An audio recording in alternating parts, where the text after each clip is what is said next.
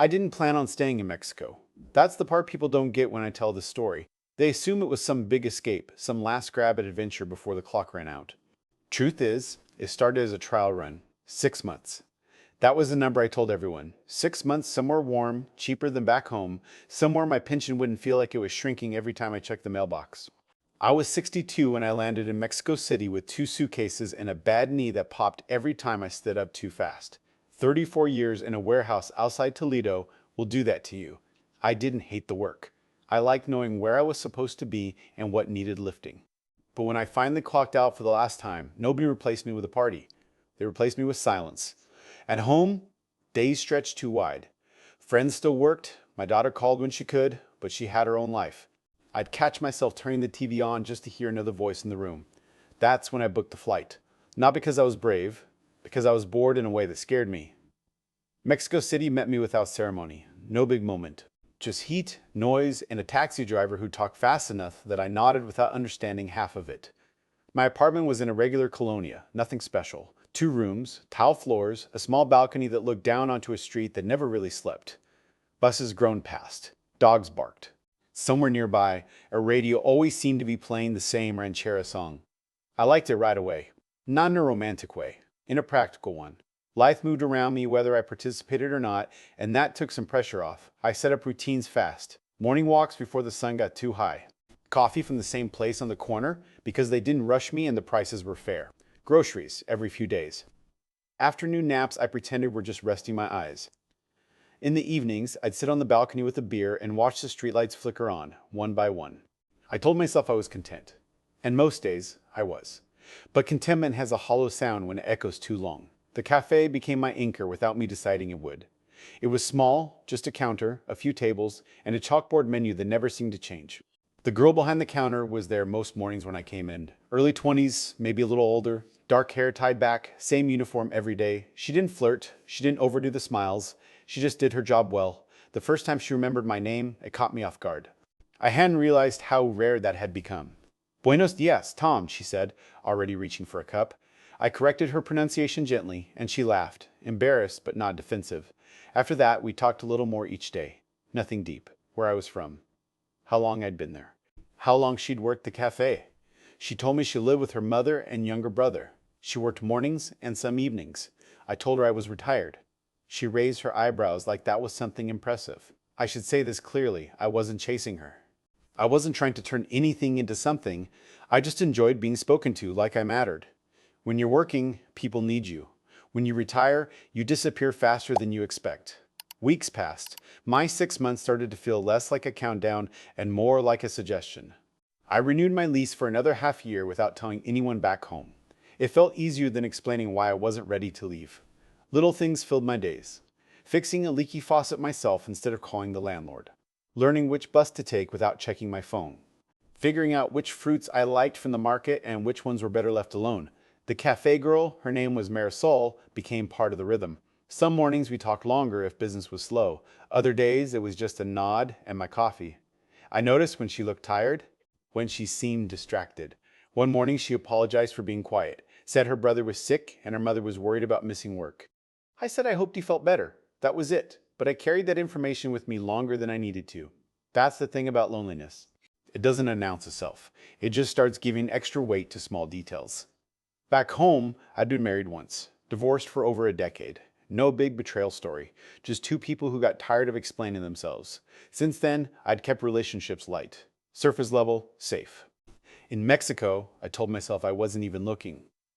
Then one afternoon, Marisol asked if I could watch the counter for a minute while she ran to the restroom. She didn't wait for an answer. Just handed me an apron and disappeared into the back. I stood there, awkward, feeling ridiculous. A customer came up, and I fumbled through the transaction with broken Spanish and apologetic smiles. When she came back, she laughed so hard she had to lean on the counter. "See?" she said. "You already work here." It was a joke, but something about it stayed with me. A few days later, she mentioned her rent was going up. Not in a complaining way, just stating it like a fact she'd already accepted. I nodded, made a sympathetic noise, and changed the subject. But that night, sitting on my balcony, I found myself thinking about numbers. About how much she probably made. About how small the gap was between being okay and not being okay. I didn't act on it. Not then. I just noticed the thought had occurred to me at all. The city kept moving. Vendors shouting, kids playing soccer in the street at dusk, couples arguing softly on sidewalks. Life happening around me, full and messy. And I was there, watching, feeling older than my years and younger than I had in a long time. I told myself I liked being alone, that I'd earned it, that peace was enough. But peace can feel a lot like distance if you stare at it too long. One evening, the power went out in my building. No big emergency, just darkness and the sound of neighbors murmuring. I sat on my balcony, listening to the city hum even without the lights. Somewhere down the block, someone lit candles. Shadows flickered on the walls. I thought about how, if something happened to me right then, it might be a while before anyone noticed. That realization landed heavier than I expected. I didn't know it yet, but I was already leaning towards something without meaning to. Toward a version of myself that felt useful again, needed, seen. And as the lights finally blinked back on, I wondered, quietly, uncomfortably, how far I might go to keep that feeling once I had it. Marisol and I didn't suddenly become close. It happened the way weather changes slow enough that you don't notice until you're already dressed wrong for it. After the power outage, I started lingering a little longer at the cafe. Not every day. Just enough that it didn't look intentional, even to me. If business was slow, she'd sit across from me for a minute and drink water, stretching her legs. We talked about small things, music she liked, places in the city I still hadn't figured out. She teased me about my accent. I told her my Spanish sounded better in my head. One morning, she asked if I missed home. The question caught me off guard because nobody had asked me that in a while. I said I missed certain things. Autumn, my daughter's laugh. The way I used to know exactly where I was supposed to be. She nodded, like that made sense. She told me she'd never been outside Mexico City. Said she wanted to see the ocean one day, but it felt far away, even though it wasn't. I said sometimes distance has nothing to do with miles. She smiled at that, like I'd said something smarter than I meant to. The first time we spent time together outside the cafe, it was her idea. She got off early and asked if I wanted to walk to the park nearby. I hesitated for half a second too long, then said yes, like it was no big deal. We walked slow. She pointed out buildings I'd passed 100 times without noticing. Told me which ones used to be something else. A factory, a school, a house that had been split into apartments. She talked about her mother, about how hard she worked cleaning offices at night, about her brother, who wanted to be an engineer but might have to quit school to help with bills. I listened, not like I was waiting to talk, just listening. At one point, she asked why I'd come to Mexico alone. I gave the version of the truth that fit in a conversation like that. Retired. Needed a change. Liked the city. She didn't push. When we parted ways, she hugged me. It was brief, friendly, but I felt it in my chest longer than I should have. After that, things shifted. Not dramatically. Just enough that I noticed when she wasn't working. Enough that she noticed when I didn't come in. We started texting. Mostly logistics at first. I'm running late. Cafe's closed today. Then jokes. Photos of things she saw on the bus. A picture of my view at sunset. I told myself this was normal. Harmless. She never asked for anything. That's important. She didn't hint. She didn't complain. She worked. She showed up. If anything, she downplayed her problems. That made me notice them more. One night, she texted me later than usual. Said her mother had been sent home early from work. No explanation. Just fewer hours this week. I typed a few responses before settling on something neutral. That's tough. I'm sorry. She replied with a thumbs up and nothing else. I stared at the phone longer than I needed to. The next morning, I brought extra cash and left it on the counter with my coffee payment. She tried to give it back immediately. No, I said. It's just coffee for later. She frowned, then smiled in a way that felt careful. You don't have to. I know, I said, and I meant it. She didn't mention it again, but she texted me a thank you later that day. Said it helped. Said she appreciated me. Appreciated. That word slid in easy. From there, the line moved a little at a time. I offered rides when it rained. I paid when we ate together because that's what I'd always done. She'd protest, then accept. Sometimes she cooked at her place and insisted on that instead. Her apartment was small, clean, crowded with family photos and furniture that had seen better days. Her mother was polite, reserved. Her brother shy but curious. They welcomed me like a guest, not like a solution. That mattered to me.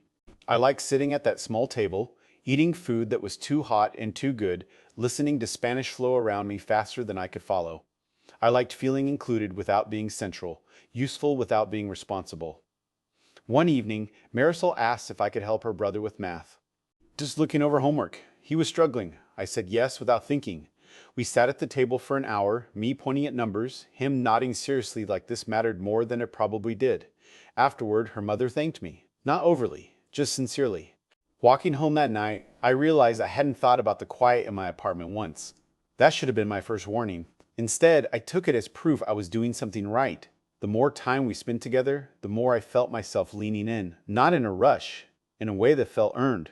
We never talked about what we were, and that felt comfortable. No pressure, no labels, just presence. But there were moments, small ones, when she'd cancel plans because something came up at home, when she'd go quiet for a day or two, then reappear apologetic and tired. I told myself that was life. Because it was. The night she asked me for help, it came out sideways.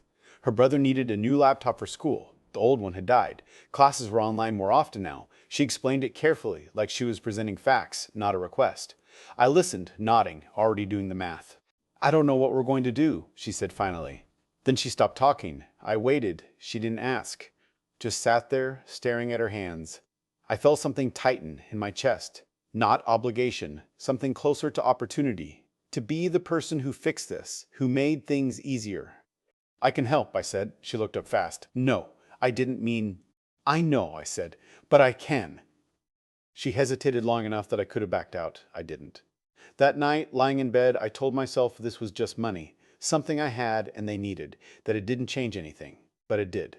Not right away. Just enough that the balance shifted, even if neither of us said it out loud. She thanked me again and again. Her brother hugged me awkwardly. Her mother cried a little, which made me uncomfortable in a way I couldn't quite name. After that, Marisol started checking in more, asking how I was feeling, if I was eating okay, if I needed anything. It felt nice. It also felt new.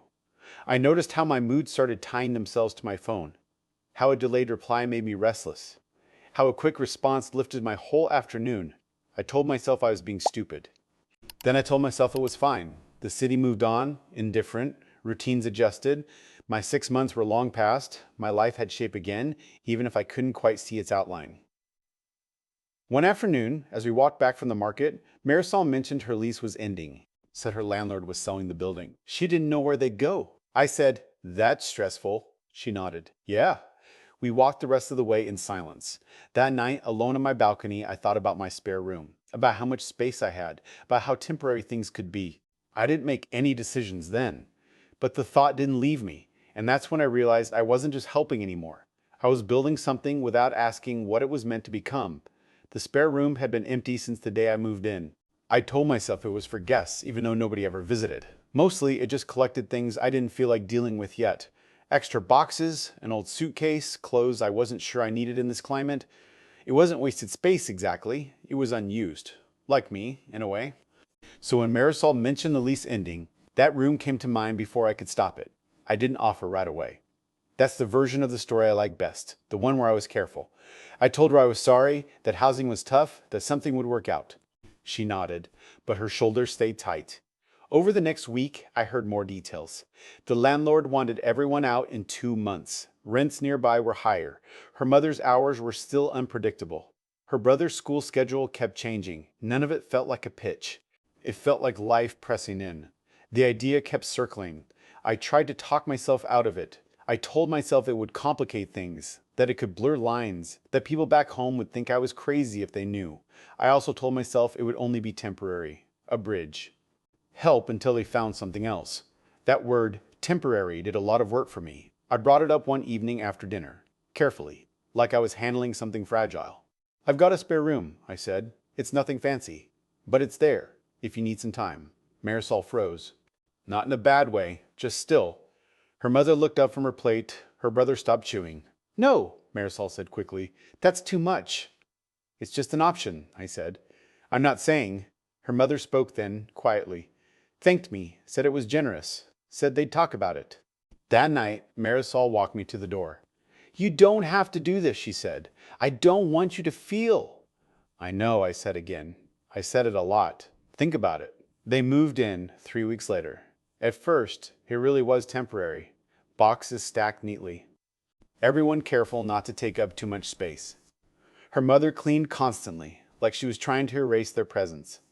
Her brother stayed in his room unless he was studying. Marisol cooked, asked permission, apologized for noise that barely existed. I told them to relax. that this was their home too, for now. For now stretched quietly. Mornings changed. The apartment felt warmer, louder, alive in a way it hadn't before.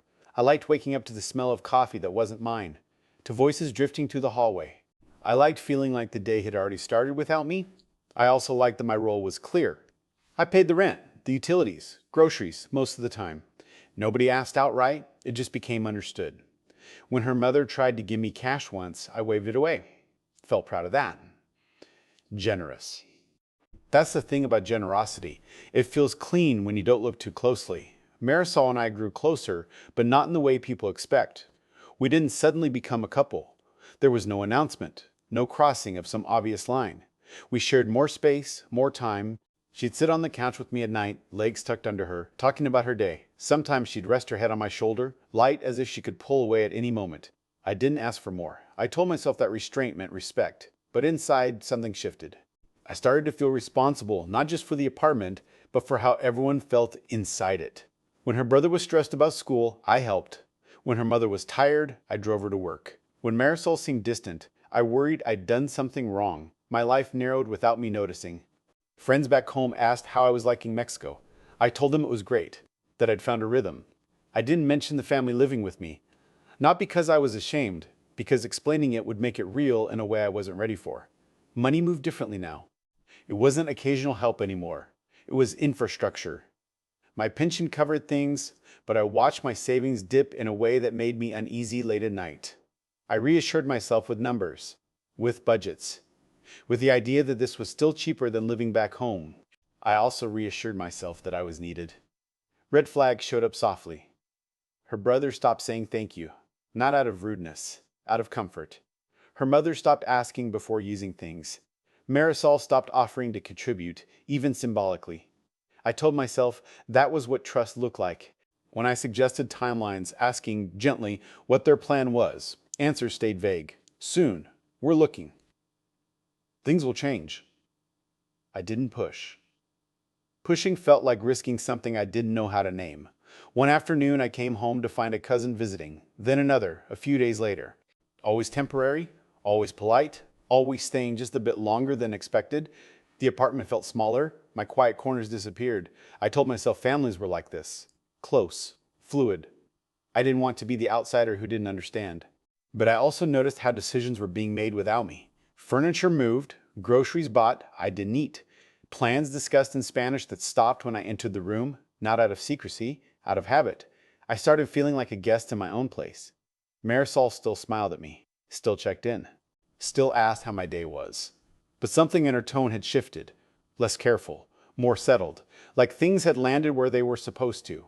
One night, lying awake, I did the math honestly for the first time. Not just money, emotional cost, exit routes, what it would take to ask them to leave, what it would cost, in every sense of the word. The answers made my chest tighten. I realized then that the balance had tipped somewhere I couldn't see, that what had started as help had turned into structure. And I was holding it all up. The next morning, I stood in the doorway watching them eat breakfast, talking over each other, comfortable, rooted. My coffee went cold in my hand. For the first time since I'd arrived in Mexico, I didn't feel like I belonged anywhere. Not here, not back home. And as I stepped aside to let them pass, I wondered something I hadn't let myself ask before. If I stopped providing, who, exactly, would I still be to them? The conversation didn't happen all at once. It never does. It built up in pieces, like pressure behind a wall you pretend isn't cracking because you don't hear anything yet. It started with money, always does. One month, my pension payment hit later than usual, nothing dramatic. A processing delay, the bank said. I had enough in savings to cover things, but I hesitated for the first time. Just long enough that Marisol noticed. Everything okay? She asked, trying to sound casual. Yeah, I said. Just waiting on something. She nodded, but her eyes stayed on me a beat longer than before. That look stayed with me. A week later, her brother needed fees paid for a program tied to school. Not optional. Time sensitive. Marisol explained it quickly, already stressed, already assuming the answer. I said I needed a day. The room changed, not sharply. Just a subtle shift, like someone closing a window you didn't know was open. She said okay, but her voice went flat. That night, she didn't sit with me on the couch. She stayed in her room. Her mother avoided my eyes. I paid the fees the next morning. Told myself the delay was the problem, not the request. But something had cracked. After that, every hesitation mattered. Every question landed heavier than I meant it to. When I asked what their timeline was for finding a place, Marisol bristled. "We're trying," she said. "It's not easy." "I know," I said. "I'm just asking."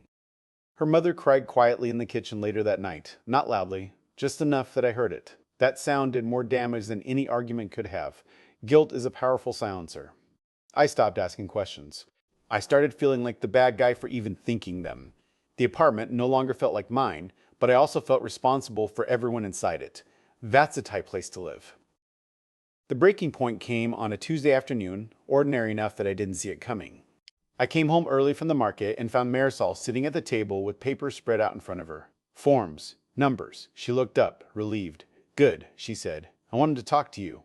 She explained there was an opportunity. A small business idea with a friend. Nothing risky, she said. Just startup costs. She talked fast, confident, already halfway past the decision. I listened, nodding, my stomach tightening with every sentence. "How much?" I asked. She told me. It wasn't everything I had, but it was enough that I felt it in my throat. "I can't," I said. The word surprised both of us. She stared at me like she hadn't heard right. "What do you mean?" I can't do that," I said. "It's too much." The silence that followed was heavy and sharp all at once. Her face changed, not into anger exactly, into distance. "You've held before," she said. "I know," I said. "But this is different." She pushed the papers together slowly, too carefully. "So what are we supposed to do?" she asked. That question did it. The way she said we. The way the future I'd been imagining didn't include a version where I had limits. "I don't know," I said. "But I can't be the answer to everything." She stood up then, not yelling, not crying, just standing. "You said you cared," she said. "I do." "Then why does it feel like you're backing out now?" Because I finally realized what staying meant, I thought, but I didn't say that. That night, nobody spoke at dinner. The next few days were unbearable in their quiet. Marisol barely looked at me. Her mother moved around the apartment like I was furniture. Her brother stayed out late. The warmth was gone, replaced by something colder than anger. I tried to fix it. Apologized for the timing. Offered partial help. Suggested alternatives. Every attempt landed wrong. I wasn't generous anymore. I was insufficient. That's when it hit me, clear and unavoidable. The closeness I thought we'd built didn't survive friction. It only existed when things were flowing one way. I asked them to sit down with me on Sunday evening, all of them. My voice shook, but I kept going. "I need us to talk about the living situation," I said. "This was never meant to be permanent." Marisol laughed once, sharp and humorless. "You're saying this now." "I'm saying it because we need clarity." Her mother spoke then, voice trembling. Said they'd done nothing wrong. Said they thought we were family. That word landed like a blow. "I never said you weren't," I said. "But I can't keep doing this." Marisol stood up again. This time, there was anger. "So what, you want us out?" she asked. I didn't answer fast enough. That was my answer. The days that followed blurred together. Tense mornings, quiet packing, arguments whispered behind closed doors. She accused me of changing. I accused her of assuming. Neither of us was completely wrong. They left on a Thursday. No shouting, no dramatic exit, just boxes, suitcases, doors closing softly. Marisol hugged me at the door. Brief, stiff. "I thought you were different," she said. "So did I said. Then she was gone. The apartment felt enormous again. Empty, in a way that echoed. I sat on the couch that night, surrounded by the indentations their lives had left behind. I checked my bank account. The numbers hurt, but not as much as the realization settling in my chest. I hadn't been in a relationship. I'd been in a role. And when I finally stepped out of it, there was nothing left holding us together. As I turned off the lights and listened to the city outside carry on without me, one question wouldn't let go. If the money had never been there, would any of this have lasted at all? The first thing I did after they left was clean. Not because the place was dirty, it wasn't. Her mother had kept it spotless right up until the end. I cleaned because I didn't know what else to do with my hands. I washed dishes that were already clean. I folded blankets that didn't need folding. I moved chairs back to where they'd been months ago, like I could rewind time by putting furniture in the right place. The apartment felt wrong. Too quiet, but not peaceful. Empty, but not free. For a few days, I stayed inside more than usual. I told myself I was resting, but really, I didn't want to run into anyone who might ask questions. The neighbors had seen them come and go. They'd watched the slow buildup, the extra people, the boxes. I didn't want to explain anything. I didn't trust myself to say it out loud without changing the story in a way that made me feel better. At night, I replayed conversations. Every, it's fine. Every moment, I could have spoken up earlier and didn't. I told myself I'd been kind. I told myself I'd been foolish. Both things were true, and neither explanation helped much. When I finally went back to the cafe, it was a week later. I didn't plan it. I just found myself walking there out of habit, like my feet hadn't gotten the message yet. Marisol wasn't working that morning. Someone else took my order. They didn't know my name. They didn't ask how I was. I sat at the same table, drank my coffee, and felt something settle heavy in my chest. Not heartbreak, something quieter. Embarrassment, maybe. Or the aftertaste of realizing you'd imagine more than there ever was.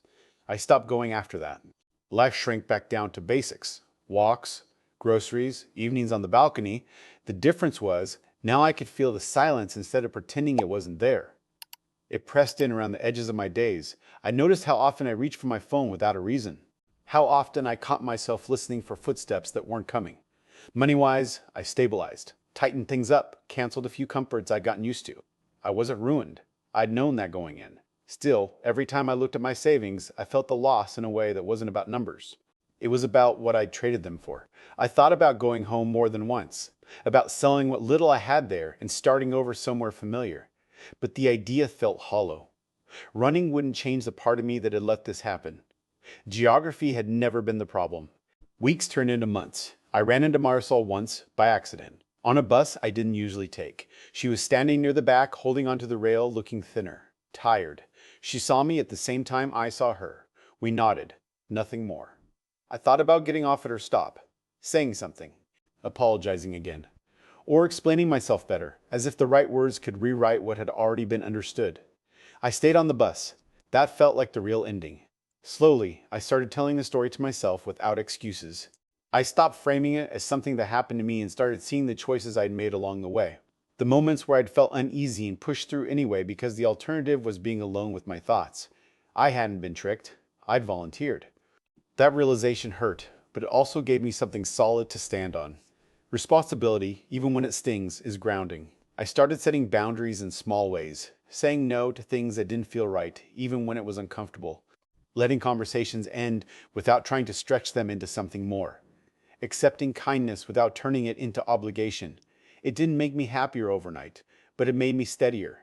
One evening, sitting on the balcony with the city humming below, I thought about what I'd really wanted back then. It wasn't a younger woman. It wasn't even companionship exactly. It was reassurance. Reassurance that I still mattered.